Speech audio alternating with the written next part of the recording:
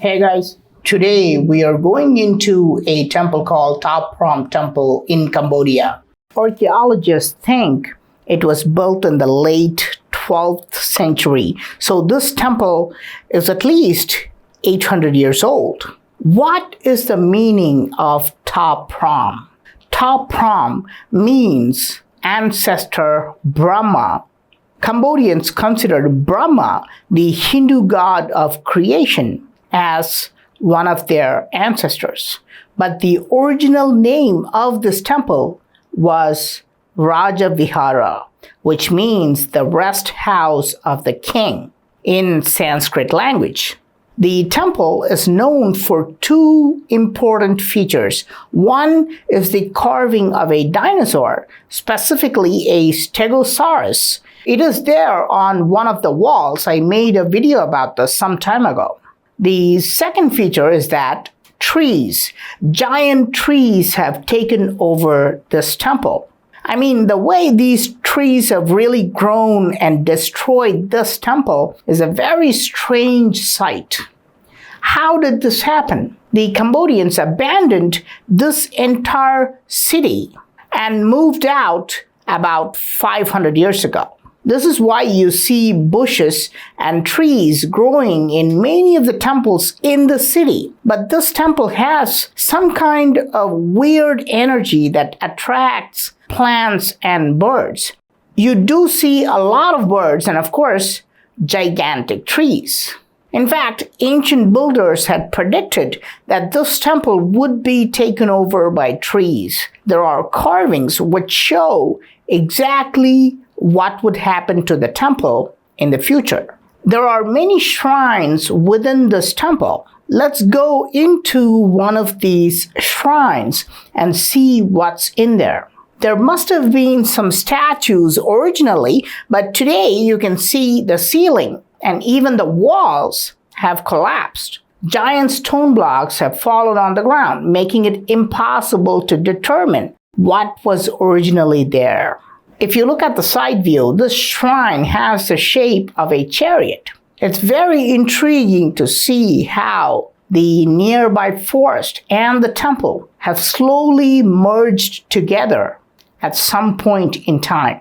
The temple has become very popular among Americans, and they take a lot of pictures while standing under these huge trees overgrown on temples. This specific location was used in the movie Tomb Raider, and the temple, which was unknown until then, became a huge tourist destination after the movie. Today, the Indian government is funding a restoration project, and the Archaeology Department of India is partnering with the Cambodian government and restoring many of the structures in this temple.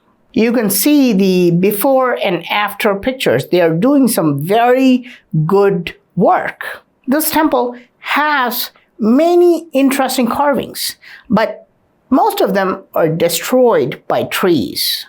Look at the roots. They look like giant snakes taking over the temple. Here we can see a strange figure carved on the wall. What is it? It is a naga, a five-headed snake. But something is wrong with this picture. Where is the rest of its body?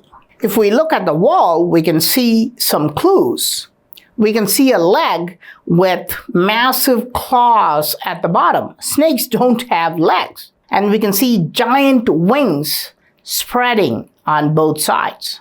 Something spectacular was carved here. What is it?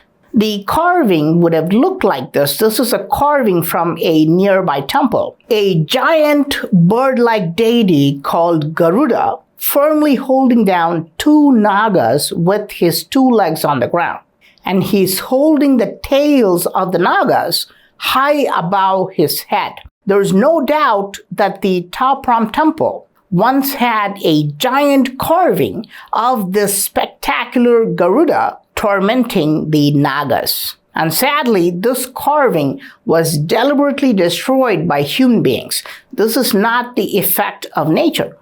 But what is Garuda doing to the nagas? In Indian Hinduism, Garuda is merely shown holding the naga with his hands or sometimes in his beaks. But in Southeast Asia, the Garuda is shown holding the naga's head down with his legs while holding the tail above. Cambodians tell a strange story. The Garuda hunted nagas all the time, so the nagas feared that their entire species might become extinct. The nagas knew the Garuda usually caught the nagas by holding their middle of the body. So the nagas came up with a clever plan. All the nagas swallowed heavy stones, so it becomes impossible for the Garuda to lift them. However, they underestimated the sharp eyesight of Garuda, who could see their actions while flying at a very high altitude. From this moment on, Garuda began holding the nagas' heads down and lifting and lowering the tail of the naga, just like how we do the battle ropes in the gym. The stones were rolled within the body of naga, and the naga could not spit them out either because Garuda's legs are on his head. Thus, the nagas were killed by the quote-unquote battle ropes technique. This is a very interesting story, but to understand the symbolism in the story, we may have to meditate on it for a while.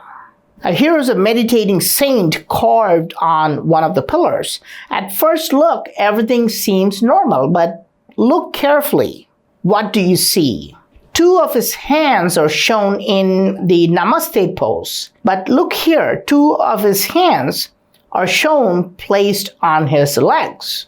Look at his legs also. Two of his legs are shown in this posture, and two of his legs are shown in a different posture. So the sculptor has shown a total of 4 different meditating postures in just one carving. Here, you can see a series of 3-headed nagas sitting in a Namaste pose. On top, you can see their arch enemy, Garuda, also sitting calmly. What is the story behind this? There are so many carvings like this in the temple which have undergone a lot of destruction. There are brilliant carvings of women dancing carved all over the walls. Perhaps these carvings were also brightly painted at the time it was constructed. We can also see larger carvings of divine women, commonly known as apsaras. They're shown wearing strange clothes which cover only one side of the body. Here's a beautiful carving of 7 sages in the Namaste pose. Their faces have been intentionally destroyed. On top, there would have been a powerful god guarded by Garuda on both sides. It must be Lord Vishnu, but the carving has been completely destroyed. Let me take you inside the temple so you can get a glimpse of how it feels. I can feel a weird vibration when I walk into this temple. It has plenty of passageways, and many of them are now inaccessible as the ceilings have collapsed and the stones have fallen down. The Cambodian government is afraid that these structures may fall down any time. Look at the iron reinforcements supporting the ancient structures. Without the support, these walls and ceilings might just collapse.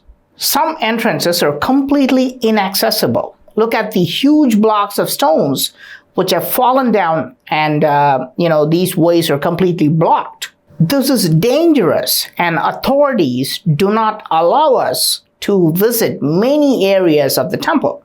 But if you manage to go into these prohibited areas, you find plenty of stone statues and beautiful carvings. These are fantastic to see, but it's just too dark in here.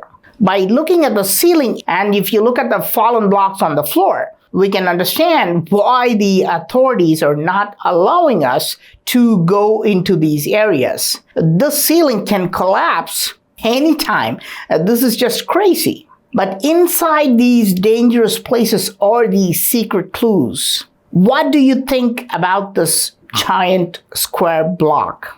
The main reason for this collapse is nature itself, combined with human destruction and negligence. We can destroy even the most beautiful things on the planet. I hope you guys liked these features of the Ta Prohm Temple. Thanks a lot for watching, and I'll talk to you soon. Bye.